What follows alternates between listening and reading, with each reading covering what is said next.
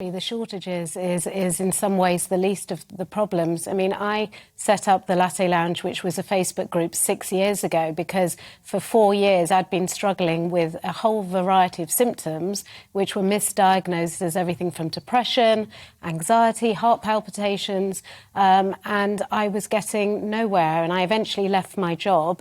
It was only when my father, who's a retired breast cancer professor, said, "I think this is your hormones," did I finally get the right diagnosis from a gynaecologist. And it was a word called perimenopause.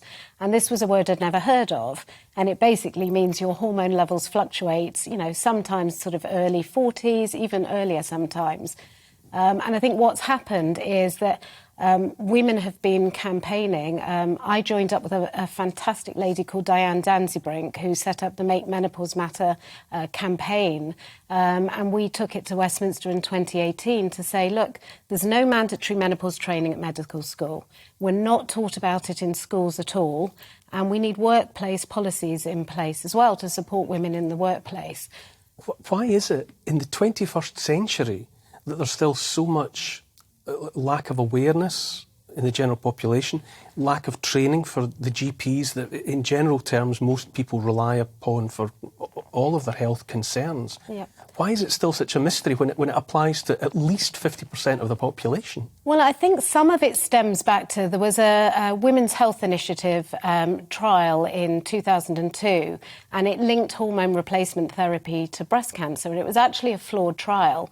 So you have this sort of whole generation of doctors who immediately took their patients off hormone replacement therapy, and women were terrified, so they immediately stopped taking it. So you've got all this sort of scaremongering going on.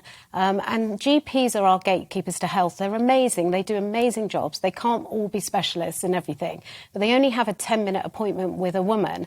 And because there are so many different curriculums at so many different individual medical schools that, all healthcare professionals are coming out of medical school with very little menopause training at all. And menopause actually is 1 day and 1 year since your last period. But actually you've got this, when your hormones start fluctuating from, usually from about early 40s onwards, you get these horrendous symptoms, brain fog, anxiety. I didn't have hot flushes and I was still having periods, so it didn't enter my mind it was to do with menopause.